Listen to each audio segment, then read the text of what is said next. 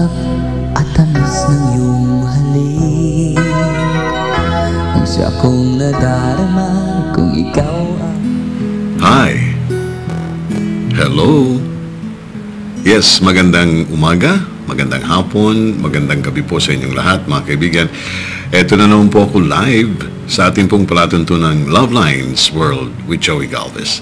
Ngayon pong araw na to at muli ay masaya na naman ako dahil makakapiling ko na naman kayo. Kahit hindi ko kayo nahahawakan, nakikita, basta't alam ko na lagi kayong nakasubaybay, maligaya na po ko noon. Yeah. And yan po ang feeling ko ngayon. I'm so very happy because I'm here again communicating with all of you, talking to you as if we are in one small room, drinking a cup of coffee or something, and chatting like brothers and friends, you know. And just stay there hanggang matapos po ang palatuntunan natin. Yes, mamaya po meron akong panauhin, isa pong kaibigan ko na nandito rin sa Los Angeles, California. At siya po ay isang walking encyclopedia. Yan ang tawag ko sa kanya kasi marami din po siyang nalalaman na nababasa niya at isinishare din po niya sa akin at sa ilang pa mga close friends niya. Come here. Ayan, meron ng applause. Pumalakpak na. Ano ka na? Okay. Ayan. Alam mo ninyo to si Nestor. Say good afternoon, good evening. Good afternoon po, good morning, and hello everybody. God bless you all. Yes, thank you very much. God bless you too. And si Nestor, how long have you been here in America? I've been staying here for 6 years. 6 years na ba? Halos pareho lang tayo. And how is life treating you here in America? Well, sabi nga nila, pag nasa sariling bayan ka, mas masaya. Hindi ko sinasabing malungkot ako rito, pero mas gusto ko pa sa Pilipinas. Oh. Pero nung wala ka pa dito at nagpaplano pa lang pumunta dito, excited ako makarating dito. Ako din. And I think and I know that most of the Filipinos listening right now or watching have the same sentiments. No, I mean, same feeling na, oh wow, I like to go to America. Ang sarap doon, may snow, may ganito, maraming pagkain, maraming tsokolate. Pagdating ho nyo dito, sige, tingnan natin. Kung masabi nyo pa yan, baka sabihin nyo, ay nako, uwi na lang ako. Maganda talaga pag nasa sariling bayan ka eh. Yeah, kasi sa atin, punta ka ng bukid, may kalabaw. Namimiss ko yung amoy ng uunang kalabaw. Medyo maganda amoy nun sa madaling araw. At saka yung sariwang hangin, amoy pinipig pagka anihan na, di ba? Gumagawa sila ng pinipig. Oh my God. Have you tried eating pinipig, Mark? I think so. You know what pinipig is? I don't know. Does it have something to do with pork? No, it's milled rice, yung medyo baby rice, parang baby corn. And this one is rice. Then they pound it para numipis, and then you can eat it just as is it. Masarap. Sounds good. Yeah, sounds really good. Medyo sweet and nice to taste. Okay, so Nestor, alam ko pagka nag-usap tayo ng isang topic, kulang ang 30 minutes. Make it 1 hour. My God, baka mamaya iwanan tayo ng mga listeners natin. Anyway, sabi mo meron kang kaibigan sa Facebook. Anong pangalan niya? Actually... Huwag mong sabihin yung tunay niya pangalan. Ay hindi, pinag-usapan na natin na bibigyan natin siya ng alias or let's say, AKA. tawagin na natin siyang Lady in Red. Lady in Red. Okay? So, the reason why we call her Lady in Red, mayroong kaugnayan po yun sa pangalan niya. Okay? So, anong problema nitong si Lady in Red? Teka muna. Bago mo sabihin yung problema ni Lady in Red, last week kasi, meron akong tinapon na question sa listeners and viewers natin dito sa Love Lines World with Joey Galvez na sino ang mas mahalaga sa iyo? Ang magulang mo o ang asawa mo? Yun ang tinanong ko. At marami na po ang mga sumagot. Mostly, ang pipiliin magulang. Ikaw, on your own opinion, sino pipiliin mo, magulang mo o ang asawa mo? Pipiliin ko asawa ko. Asawa mo? Aha. Okay. Bakit? For the continuation of life. Mhm. Kasi kung alimbawa ang parents ko, ganun din ang ginawa nila nung araw, pinili nila yung mga magulang nila, di wala ako rito. Nakuha mo yung logic? Yeah, I got the logic.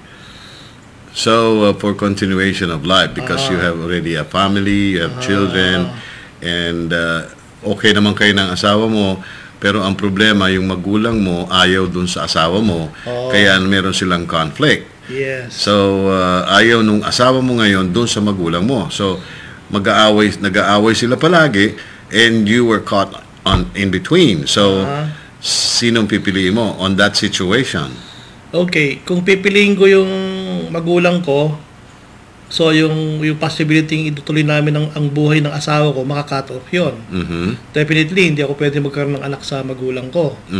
Whereas kung pipiliin ko yung asawa ko, may possibility pa na magkaroon kami ng propagation ng mga bata. Para sa susunod na generation, magkakaroon ng mga ng darating na, parang in preparation for the second generation na darating. So, continuous life. Continuity of life. Okay. So, yung respect naman ng asawa mo sa magulang mo, what will you do about it? Kasi, sabi niya, Han, ayoko nang makasama yung mga magulang mo. They are pain in the neck or something like that. Pagka nagtagal pa sila dito sa bahay na to, sa bubungan natin, ako ang lalayas. Iiwanan na kita, magsama kayo na magulang mo. Well, that is always the question. Pangkaraniwan lang yun, hindi na problema yun eh. Dati ng problema yun. So, you mean to say right there and there you will decide na, okay, I'll let them go. I'll kick them out the house. No, hindi naman ganon. Kasi pwede naman yung pag-usapan as between the two of you or as between you and your magulang. Pwede mo siguro diplomatically sabihin mo sa magulang mo na, Ma'am, I need to have a privacy with my wife. We're already married before the eyes of God. So it's high time na pagbigyan niyo ako ng aking life. Pwede niyo na akong pakawalan sa mundo dahil kasal ako dito. In the same manner, ganun din kayo ni dad tsaka ng daddy ko. Ganun din ang naging problema. Alam ko, naging ganun din ang problema ninyo ng mga parents niyo before. So, kaya ako nandito because of that. So, intindihin niyo rin ako. I have the right to have my own family and to be happy.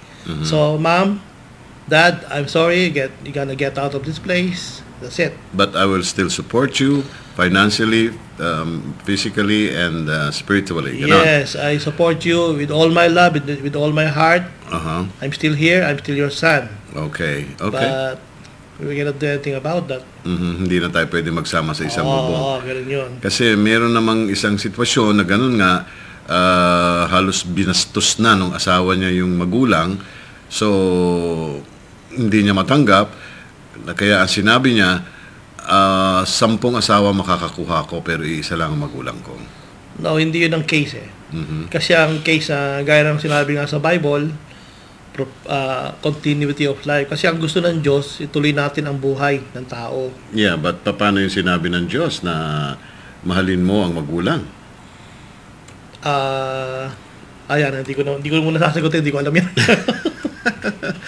Mahalin mo ang magulang mo to the point na walang masasagasaan or walang maapektuhan or well, para sa akin, I know, I agree with your opinion, yung opinion mo, pero para magkasundo, kasi ang hirap yung magulang mo tsaka asawa mo magkagalit forever eh. Hindi, ganito ang question yan. In the first place, bakit mo siya pinakasalan? Kasi meron kang balak, unang-unang mahal mo siya and you're planning to have your family of your own. Ganun din ang mga parents natin before. Kaya sila nagpakasalan ng tatay ko because they were also planning to have a family of their own. Ngayon, kung may ibang makikialam, hindi sila magkakaroon ng family. Wala ako rito ngayon sa mundo. Parang ganun din yun eh. Kung pakikialaman nila ako, paano naman yung magiging generation ko? Di wala akong anak, wala akong gano'n. Eh, hindi naman yun ang purpose ng papakasal. Yeah. Kaya nga, para magsama kayo ng matrimonial na pagsasama, maging legal, meron kayong morals. At ang isa pa kagandahan doon, ang pagsasama ninyo as a family in front of the eyes of God. Gaya ka na sinabi ng Diyos, a man and a woman should be married before the eyes of God. Ilang naman ang sinusunod natin Yeah. All for the glory of God. Okay. So that's it. That was Nestor Bautista's own opinion tungkol po doon sa binato nating excuse me, binato nating question last week. Anyway, now we go on to your friend's love problem. Anong problema nitong si Lady in Red? Anong sinabi niya sa iyo? Si Lady in Red kasi meron siyang boyfriend before. na fell in love siya doon sa boyfriend Before, niya. where is this? Nung nasa Pilipinas pa siya, Okay. na fall in love siya sa isang lalaki na single. Siguro, napamahal siya. Ngayon, nagkaroon sila ng bunga ng kanilang relation. Nagkaanak sila. Nagkaanak sila. Ngayon, etong lalaki, wala naman trabaho talaga. Ang sabi ni Lady in Red, sige, mag-iibang bansa ako para maging maganda ang buhay natin sa pagsasama natin para magkaroon tayo ng future family. So, nag-agree naman tong lalaki. Okay. Nung nagpunta yung si Lady in Red sa somewhere in Kuwait, ito namang si lalaki, hindi naman siya true to his word na aalagaan yung bata, pinabayaan yung bata. So, nakarating ngayon kay Lady in Red. Sa sobrang tagal na paghihiwalay, na fall out of love na si Lady in Red. Hindi niya na mahal yung lalaki. And that's it, sabi niya. Pero yung lalaki, mahal pa siya. Hindi na rin siya mahal ng lalaki kasi nga alam mo, distance makes love weaker. Naniniwala ako doon. Sino naunang na-fall out of love? Yung babae o yung lalaki? Pareho sila halos sabay Okay. Ngayon, ang dilema ni Lady in Red, yung anak niya. Kasi nababalitaan niya na ang bata ay pinababayaan ng lalaki. Yun na ngayon ang problema niya. Wala siyang magawa as a mother kasi nasa ibang bansa siya. So, he's hoping na sana itong lalaki may makipagsabi o may makapag-advise na wag na mapabayaan yung bata. Hindi na baling pinabayaan siya, okay lang, wag lang yung bata kasi yung bata ay mahirap ang batang, yung formative years ng bata pag walang parents, mahirap. Yeah, you said it. Totoo Yun ang problema niya ngayon. Kaya nga sabi ko sa inyo, pinakamaganda talaga pag nasa sariling bansa ka Yeah, so ang problema niya is yung anak niyang walang mag-aalaga dahil iniwan na ng asawa niya. Oo. So, okay. Iniwan, so ibig sabihin hindi kaya nung lalaki suportahan or baka ayaw nung bagong girlfriend nung lalaki, bagong girlfriend nung lalaki, yung anak niya dito sa kay Lady in Red. Ganun lang nga. Yeah, ang tanong, meron bang kamag-anak si Lady in Red? May mga magulang ba siya doon? May mga kapatid or tsuhin, tiyahin or something? Tinanong ko yun, pero ang sabi, meron siya mga kamag-anak na malayo. Distant relatives. Okay. So, there was a time na he tried to contact some of her distant relatives. May mga problema din sa mga anak. Hindi tinurn down siya. Ang advice sa kanya, kumuha lang daw ng katulong at yung katulong lang daw mag-alaga. At padadalan daw na lang ng pera yung katulong. Wow. Well, nag-comply naman si Lady in Red doon, pero wala siyang tiwala sa katulong kasi iba talaga yung mother's love I know. Tsaka yung magulang or kamag-anak na love or lolo't lola, wala siyang magulang?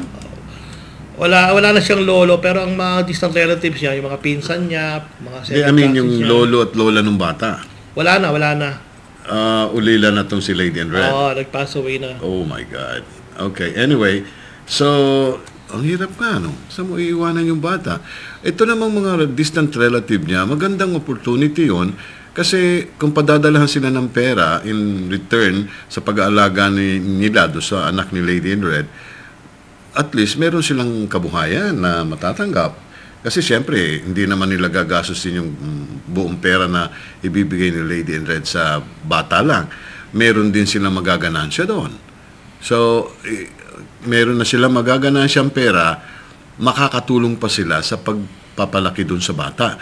Yun ang isa sa pinaka-noble kind of thing to do, na matuturuan nila yung bata ng good morals and right conduct, or mapapalaki nila sa isang magandang, para magkaroon ng magandang buhay yung bata through them, and at the same time, financially nakakatulong din sa kanila si Lady in Red. Tama yun. Or baka merong gusto dyan mag-alaga sa anak ni Lady in Red. Hindi naman up for adoption yung bata. Hindi naman. Hindi, I mean, para maalagaan lang in a better way. Pero alam mo, kung papadala niya sa orphanage yung bata at papaalagaan, I think they could accept that kid. Kasi magbabayad naman siya. Hindi yun ang problema ni Lady in Red. Kasi ang gusto niya, yung presence niya nandoon. Okay. Kung ang gusto niya, yung presence niya ay nandoon, umuwi na lang siya. Oo. That's the best thing she can do. Pero she cannot kasi under contract siya at saka isa pa, anong kabuhayan ron sa atin pag buwi niya. Doon siya nagwo-worry. Ay, mahirap nga yan kung lalagay mo sa ganung perspective ang rason kung bakit hindi ka pwedeng umuwi. Timbangin mo kung sinong mas matimbang, yung anak mo o ang trabaho mo. Siyempre, Yun lang, di ba? Kung ako mag-advise sa kanya, pinakamaganda siguro iba yung presence ng ina sa anak eh. Iba yun talaga. Compared sa trabaho mo ang layo pero yung anak mo naman ang nagsasuffer. At saka pag dumating ang time na lumaki na yung bata at wala sa poder mo, mahirap. Yeah, ako lumaki ako sa mga tiyahin ko. Sila ang halos nagpalaki sa akin kasi ang nanay ko nagtatrabaho siya sa namasukan bilang katulong sa mga mayayaman sa Pilipinas. Siyempre, bawal is dalhin yung bata. I was still a baby or a toddler. So, iniwan ako hanggang sa lumaki ko. Doon na lang kami nagkasama ng nanay ko when I'm already like 10 years old. So, mahirap nga para sa bata yung ganon, no? Okay, so Lady in Red, sana napakinggan mo yung ating binigay na payo sa iyo. Yes, hello? I'm sorry, I'm busy. You can call me back later on. Alright. Nako, mga ano yan, nagbebenta na. Meron mo kaming ano dito, libreng tawag sa Pilipinas kapag ganito na gamit niyo. Magpaano na ho kayo at makakatipid kayo kaysa doon sa ibang mga telephone companies dyan. Oh my goodness. Gusto ko sanang bigyan ng advice yung kaibigan kong si Lady in Red. Ano? Gusto ko sana ang advice sa kanya na umuwi na lang siya, ikapiling niya yung bata para maranasan niya yung the joys of being a mom. Yeah. Masarap yun. At wala makakatumbas ng ganung bagay. So the best thing to do is umuwi na lang siya, mag-ipon na lang siya ng pera, kapiling niya yung bata. Lumaki man yung bata, masaya siya. Meron siyang... What I mean is, anyway, na-solve niya na yung problema doon sa naging boyfriend niya yun na iniwan siya, na naka-recover na siya doon. Dapat magkuha na lang siya, concentrate siya sa bata, sa anak niya. Ayun lang ang masasabi ko. Okay, so nothing happened to my friend Mark. Nag-refresh na raw siya. Still siya Mara pa rin ang napapanood niya. Sana ma-upload na lamang po nila kaagad ang replay na sa YouTube para mapanood po namin dito. Okay. Yeah, Mark will do that. He will upload it after 30 minutes of live show. Am I right? Yes. Okay. See? Nadinig niyo yung yes niya. Okay. Hello po. Na-meet ko na po kayo sa University of Manila. Sino to? She's listening right now. Giano Genesis Smith.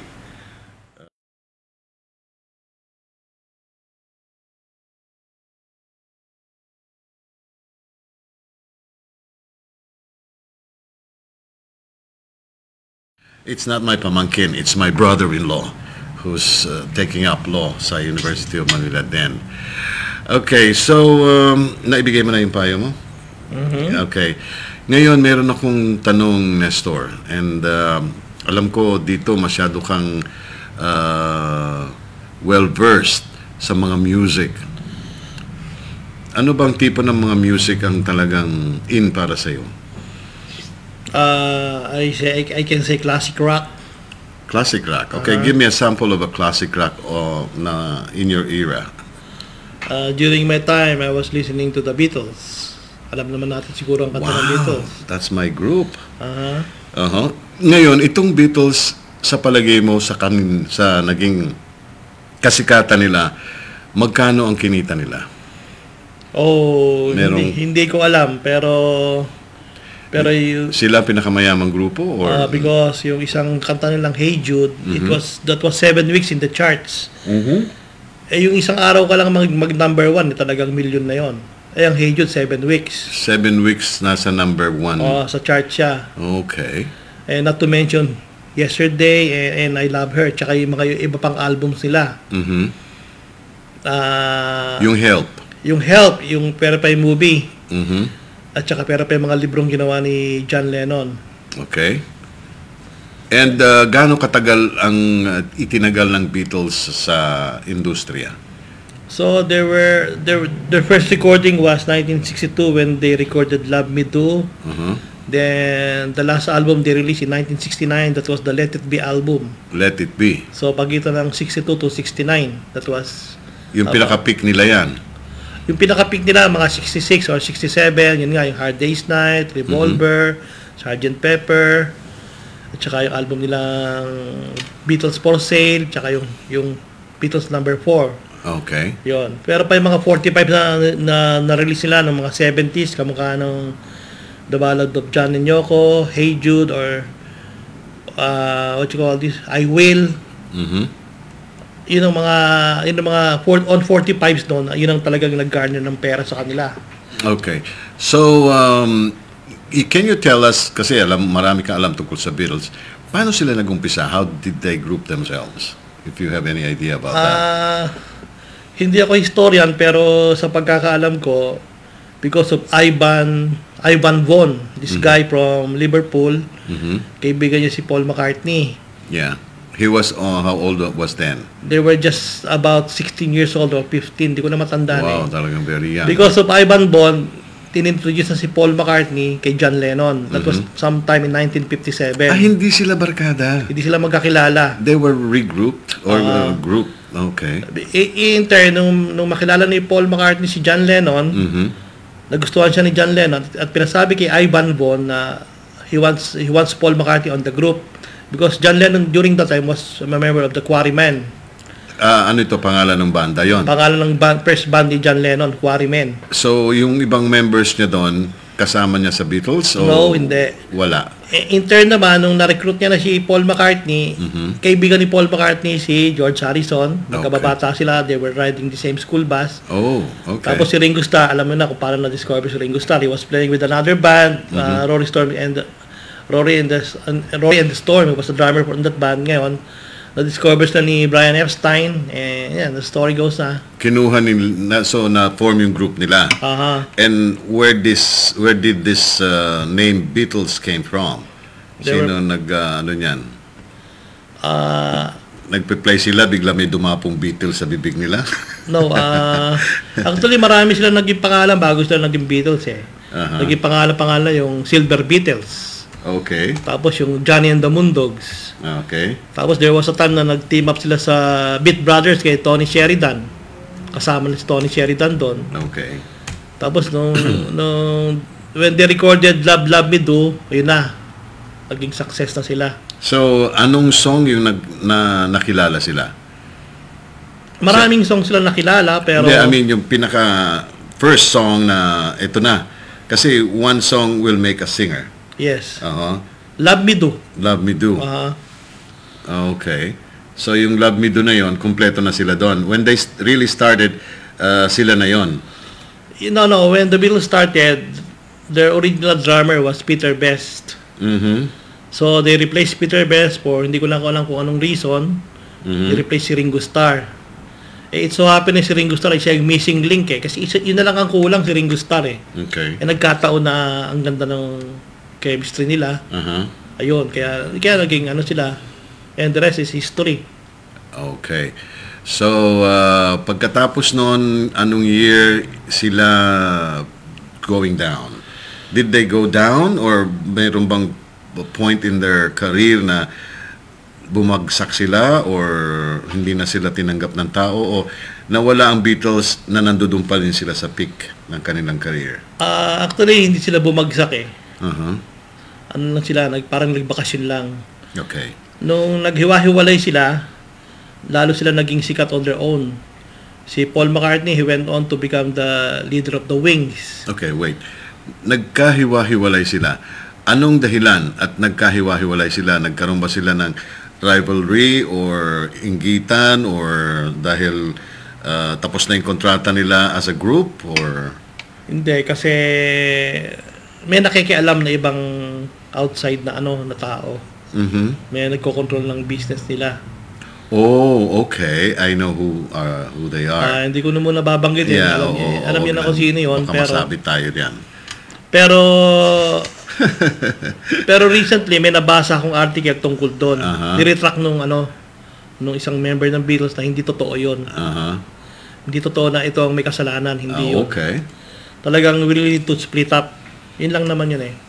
So, nung nag-split up na sila, they still continue being a Beatle with the different members or talagang nagkanya-kanya na sila? Nagkanya-kanya sila, dinisolve na yung Beatles. Tapos kung sino yung nag-compose ng kanta nung siya ay Beatle, pwede niyang kantahin sa kanyang solong career, concert. Oh. Pero hindi nila pwedeng kantahin yung kanta nung nag-compose sa concert niya na hindi siya nag-compose. Meron silang tinatawag na ethics eh. Yung kanta ni John, hindi pwedeng kantahin ng iba. Ganun din yung iba. Okay. So, sinabi mo nag-solo-solo sila. Sino sa kanila ang naging pinakasikat na bilang soloist? Lahat sila sumikat lalo na. Oh, you mean to say pati si Ringo Starr? Even Ringo Starr. Up to now, Ringo Starr is still touring the band. Meron siyang band ngayon, yung all-star band ni Ringo Starr. Siya nga ang pinakamagaling na Beatles ngayon eh, na natitira. Kasi John Lennon passed away already, George Harrison passed away already, and McCartney is still touring with his Wings. At mas magaling pa ngayon si Ringo Starr. Not to mention, Ringo Starr, hindi siya marunong mag-compose, hindi siya marunong magbasa ng nota. And can he sing? Yes. Natuto na rin bandang huli. Oh, okay. Pero during the Beatles time... During his time, they cannot sing. Ano lang siya? Chuchuwa lang siya, di ba? No, even chuchuwa, sumasabit siya. God. Okay. Pero not until nung ni-record nila yung Honey Don't. Yun yung kanta ni Ringo Starr na nawala na out of tune siya ron. Pero kinakasip ng taong bayan. Oh yes, of course. Ringo Starr is Ringo Starr is a crowd pleaser. Maliit siya pero terrible siya. Crowd pleaser siya. Ganun ba't ang mga maliliit na tao terrible, no? Yes. Yabang. So terrible ka rin. On your own right. Yeah, that's true. Alam nyo ho, sa totoo, marami po akong naging kaibigan na maliliit. I mean, not to put them down. Mas maganda po ang takbo ng buhay nila kasi gusto nilang ipakitang malaki sila dahil sa kakulangan nila ng height. So, it's either sa kanilang katalinuhan, sa kanilang posture, or sa kanilang kaalaman. Kaya, pag nagsalita, hindi mo sasabihin ang liit naman tao nito, kundi ang laking tao. Diba? Meron nga malalaking tao, bobo naman. Alright. So, gano'n na. Hanggang ngayon, tumatakbo pa rin yan. Aside from those two members who passed away. Sino yung naiwan? Si Ringo and Paul McCartney. Paul McCartney. So, Paul, George... Bakit si McCartney wala? John. Paul, John, George, and Ringo. Is that how you say it? Yeah, John, Paul, George, and Ringo. John, Paul, George, and Ringo. Na kung saan po, yun ang ipinangalan ni Nestor sa kanyang panganay na anak. Actually, yung anak ko, John Paul, tapos yung isa ko ay Ringo. John Paul, George, John Paul, George yung mga anak ko. Okay. So, talagang ikaw ay isang Beatles fan. Yes. Actually, ang talagang drummer ng Beatles, hindi ho dalawa. Tatlo ang naging drummer ng Beatles. Yung isa, si Jimmy Nicol. You can check that on Google.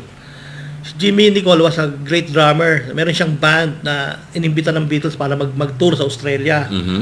And it turned out to be na si Jimmy Nicol napakagaling. Kanya lang, nakakontract pa rin sa kanila si Ringo Starr. Hindi nila matanggal si Ringo Starr kasi nandun pa sa kontrata. Pero Jimmy Nicol is the best drummer of the Beatles. Oh. He turned out to be the best. Bakit hindi siya ang kinuha instead of Ringo Starr? Kasi during the time nung magtuturo sila sa Australia, nagkasakit si Ringo Starr. Meron siyang sipon, flu. So hindi siya makapag-drum. So, makagagaw sila sa oras. Impromptu, kinuha si Jimmy Nicole. Siya ang nagsitin kay Ringo Starr ng ilang tugtugan sa Australia. Tsaka lang sumunod si Ringo Starr nung gumaling na siya. Okay. So, sa Pilipinas ba nag-concert ang The Beatles? I think they did. Well, yung mga kasabayan ko sa Pilipinas, you know the story about the Beatles when they went to the Philippines. You know the airport, you know everything. You with our late President Ferdinand, you know the story. Hindi ko na ikikwento, alam na nila yun. Paano ba? Hindi ko na alam, pero may nangyari, hindi sila bumaba ng eroplano or hindi lumabas ng airport? Nung dumating ang Beatles sa atin, inimbita sila ng Malacanang Palace, diba, mag-play. Kasi during the time, Marcos was the greatest president of the Philippines. And he is until now. Now, ang nangyari, hindi sumipot ang Beatles sa Malacanang. So parang binastos sila yung presidente. Of course. In fairness naman sa Beatles, kasi wala namang hindi naman kasama sa kanilang contract na tumugtog sa Malacanang eh. So sabi ni Epstein o George Martin, hindi tayo pwedeng tumugtog sa Malacanang kasi wala sa kontrata. Mabiblitz of contract tayo sa ating promoter. So hindi tayo kailangan sumipot. Kaso nung during that time, nung mahal ng taong bayan pa si Marcos, maraming na insulto. Kaya hindi mo rin mablame ang sambayan ng Pilipino na nagawin sa kanila yon. Pero in fairness to the Beatles, pinoprotektahan lang nila yung kanilang kontrata. Okay. So, hindi na tuloy yung concert nila? Hindi sila pinayagan? Hindi na tumugtog, wala na. So, airport to airport? Nakatulog pa rin sila ng isang gabi sa Manila Hotel. Tapos yun na. Wow, sayang. Pinagagawa sa kanila. Hanggang ngayon, dinaramdam pa rin ni Ringo Starr yan.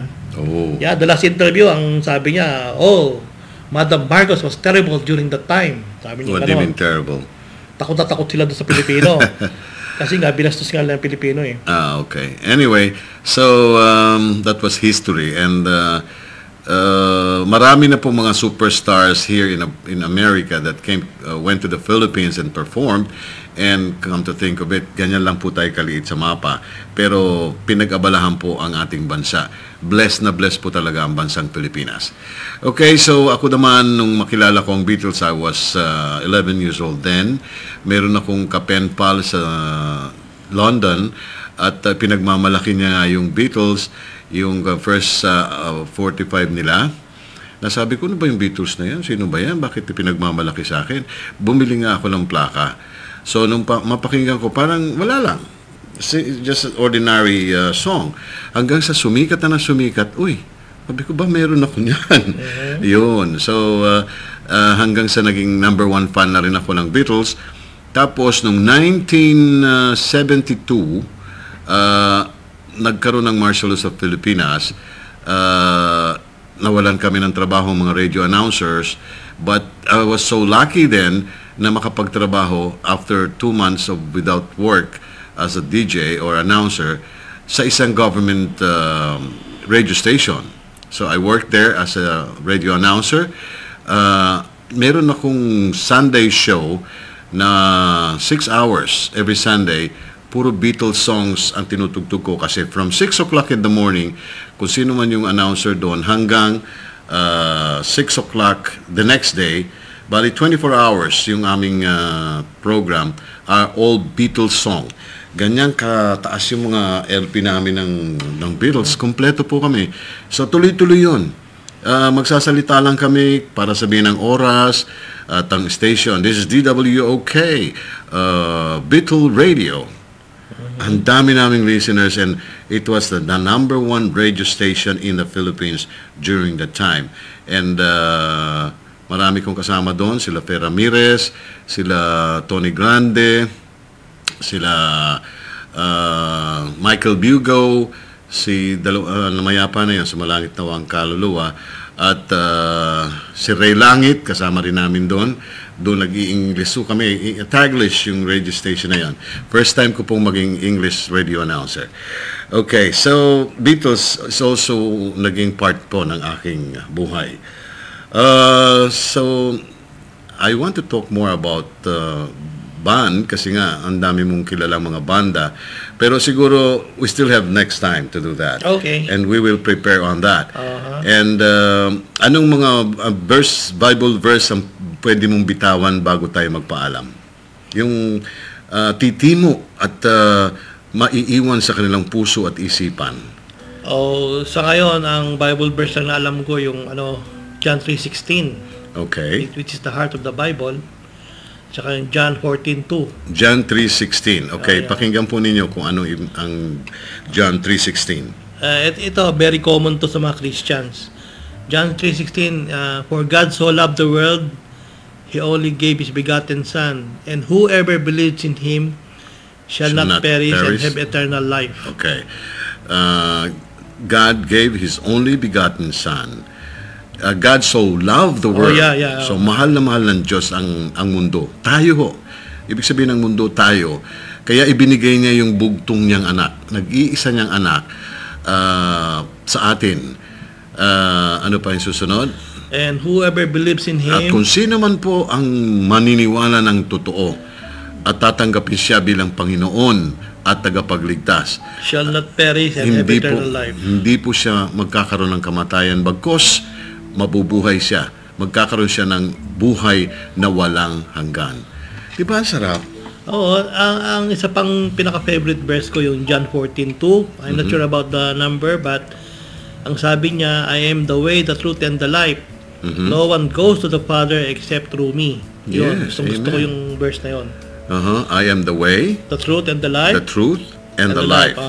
Wala pong makakapunta sa Diyos, sa Ama, kung hindi sa pamamagitan po ng ating Panginoong Jesus. Yes. Okay. Amen. Amen. So, maraming salamat, paring Nestor, Mr. Nestor Bautista. Salamat. Oo. At hindi ko na sasabihin, gusto mo ba sabihin ko anong trabaho mo sa Pilipinas? Wala ka bang atrasong... Dati po akong nagtatrabaho sa telephone company. Oh. Nag-retire na po ako. Hindi ikaw yung pumapanik sa mga poste nagkakabit ng telepono? Hindi po. Sa opisina ka lang? Sa opisina lang po ako. Okay. So, doon sa mga nakakakilala sa kanya na nagtatrabaho doon sa telephone company na yun, sikat na sikat po yun. At palagay ko, nag-iisa lang yata tayo noon eh. Anong araw? Nag-iisa lang ho yun.